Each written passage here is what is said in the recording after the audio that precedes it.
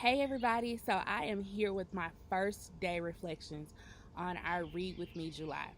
Of course, today's reflections cover verses 1 through 8 actually.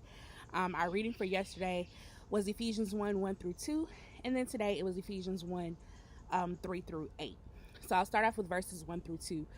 Even though those are just two quick verses, they're actually very powerful information. They introduce us to Paul as our author of the book of Ephesians, as well as our audience being the church of Ephesus at large.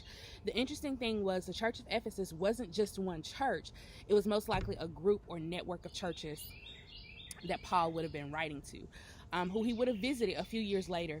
But at this time, there would have been new members, new churches, and possibly even new leaders. Secondly, we find out that Paul is the apostle to the Gentiles. If you go back in the book of Acts, which is where most of the history for the story of the Ephesians is found, you'll find that Paul had a conversation with Peter, and they decided that Peter would go to the Jews and Paul would go to the Gentiles. So we find that Paul is now serving as the apostle to the Gentiles. And thirdly, we see Paul's view of his call as an apostle. One of the things that he's very careful to emphasize is that he's an apostle by the will of God. Of the apostles that would have been known to the early church, Paul was very unique in that he was the first apostle who did not walk directly with Jesus. He did not partake in the ministry of Jesus while he was on earth. However, instead, God captured him in his Damascus Road experience and called him into apostlehhood, compared to Paul and some others who had served. So our day 2 reading is for Ephesians 1 3 through 8.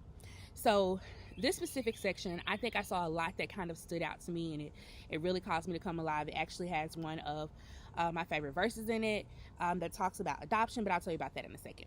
So let's just start with verse 3. In verse 3, one of the most interesting things that you see is you see three different versions of the word blessed. You see it in three different tenses. They're all the same root word, but they carry with it intrinsic different meanings. At first, we see blessed be, which means that our God is praiseworthy. Our God is worthy of all praise, all honor, all glory. And we should speak well of him, speak well of his works. The second translation is simply blessed, meaning to favor or speak well of. And this is how God speaks of us. God speaks of us in a well manner. And that's so amazing to me when we consider all the things that we've done and who we are, our shortcomings and ways that we've fallen down. We see that God still decides to speak of us as blessed. And thirdly, we see blessing. We see that God gives a generous gift. In other words, he uses benefits and speaks to us and about us in fine language. He uses words that may not necessarily always ring true, but according to his view, they are true because he views us through the sacrifice of his son.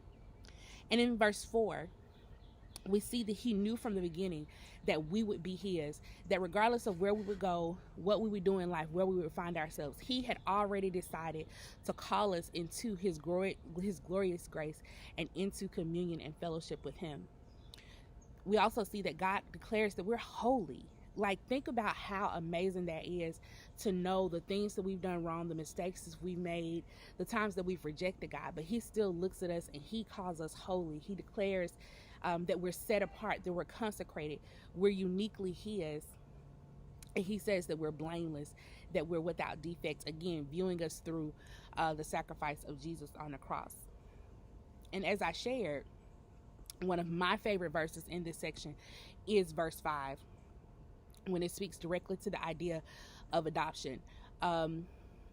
It says specifically in the ESV, through his blood, the forgiveness of our I started reading the wrong place. Started reading verse 6. In verse 5, he predestined us for adoption to himself as sons through Jesus Christ, according to the purpose of his will. That to me is so amazing. If you have ever been through an adoption in the natural, you know that it is a long, gut-wrenching process that seems to take forever. There's so many different hoops you have to jump through, and it's such a binding process. Likewise, it means the world to me to think that our God would love us so much that he would go through the spiritual process of making us his own sons. And in the Greek, the word used, adoption as sons, is one word meaning that we are entitled to the rights of a natural child. And when I think of that, I'm like, God, you tell us that we become like your son through his sacrifice, through his love for us on the cross. So that to me is amazing. Most of you some may know, some may not know. I am adopted. My father adopted me. My mother is my biological mother, but my father adopted me. And one of the most amazing things about the adoption process is that when people adopt, they're looking out over all the people who are available and everything that they have to offer. And they say to you, for whatever reason, I want you, I choose you, I pick you. And that's an amazing experience when they don't have to choose you, but they decide to choose you. And finally, in verse 6, we see that God's purpose for this is that we would bring praise through his name, through redemption. In other words, he will receive the glory and the honor for the work that he has done. And his work is not only to us as individuals, but to the church at large. So these are just a few things that stood out to me in today's reading. We're going to keep powering through, and I will meet you guys back tomorrow with my impression on our next reading. Have an amazing evening, guys.